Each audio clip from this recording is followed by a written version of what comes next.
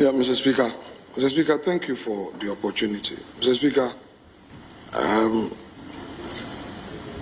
further to statements are made in respect of some actions at the residence of the former Finance Minister, Mr. Ofori Atta. There were comments. Honorable respected Minority Leader, are you coming under Order 93.1? That is so, rightly so, sir. Okay, and I understand you've conferred with your That is so. Very well. Okay. Very well. Mr. Speaker, so again, fortified by Order 93.1, I rise to bring to your attention that as a result of the issue I raised on the floor, which led to further comments and all that, Mr. Speaker, I had given assurances to the House that in the interests of democracy, in the rule of law, and to assure the nation that this side of the House will do all it can to ensure that the member, the Honorable Ofori Atta, avails himself to attend upon the OSP. Indeed, I pursued it, I engaged him extensively, and his lawyers, Mr. Speaker, in a letter dated today, the 18th of February 2025, have written to the OSP, and for the avoidance of doubt, I shall read the content aloud. It's addressed to the Special Prosecutor, our redirection to attend the Office of Special Prosecutor. It reads, we acknowledge receipt of your letter dated the 17th of February 2025. We respectfully indicate that our client's post-mark date for his return cannot be any time before 6 to 8 weeks after the possible surgical intervention in March stated in the Mayo Clinic letter. Our client hopes that taking into account the surgery dated the 20th to 21st of March and recuperation period, he should be able to back to this jurisdiction between 14th May and 30th May 2025. We hope you find this date reasonable and same can guide your office in fixing a date for the in-person attendance of our client to your office for investigation. Having clarified the purpose and length of our client's absence, Leader, we hope that the tag of a Leader, wanted person. Hold on, please. Yes, my Majority Leader. Mr. Speaker, what the Minority Leader is doing is conveying a communication from the lawyers of Honorable Ofori Atta to this House. So, Speaker, the rules of this House are clear on communications. If you go to Order 65, it is clear on communications to the House. Who qualifies to communicate to the House and who qualifies to convey the communication to the House? They are clearly spelled out in Order 65, and I think that what he's attempting to do is to convey a communication by the lawyers of Ofori Atta to this House, which is clearly wrong.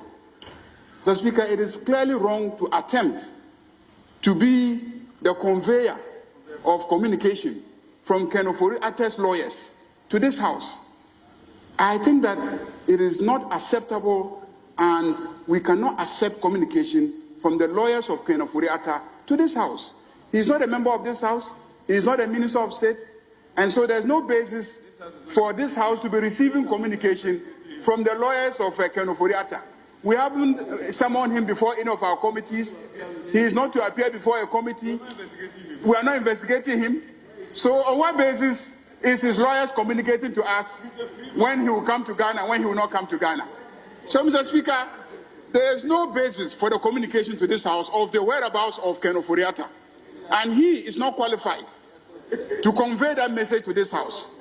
And this House cannot properly receive that message. So I object to that communication being made to this House about the whereabouts of Ofori Atta and when he will come to Ghana. I think the matter is between him and the Office of Special Prosecutor.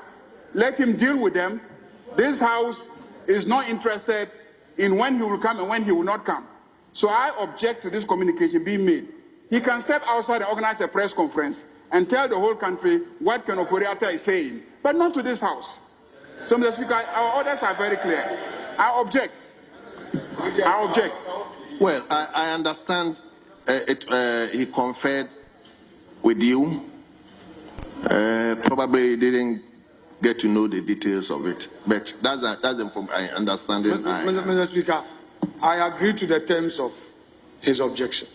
I wanted to do what we call elucidation, but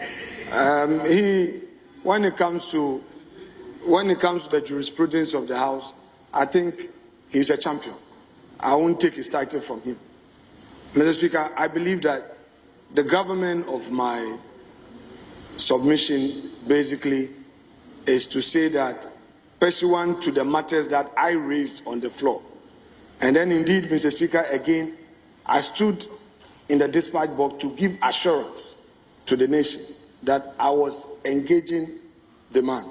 So I was basically informing this House again that indeed the right thing has been done, the communication has been made, and I only felt that I should at least bring to the fore the content of that. But, Mr. Speaker, I agree with him.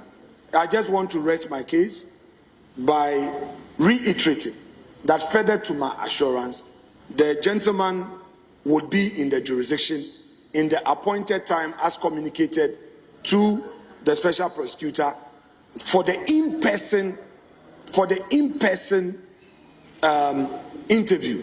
However, he again assures his countrymen and women that should it be that they would need him via technology, he would also be available. Mr. Speaker, I'm saying this because this matter came to the floor. This matter came to the floor, and we discussed it at length. So the majority leader, if you don't want me to tender the letter, that's fine. I agree with you. I'm not going to do that. I'm not going to do that. But just to re-echo my point, to assure you and to assure the special prosecutor that the man would come into the jurisdiction to avail himself for investigation and all other things that the special prosecutor may require of him. So, thank you very much. Fine. I believe we could have done it in such a way that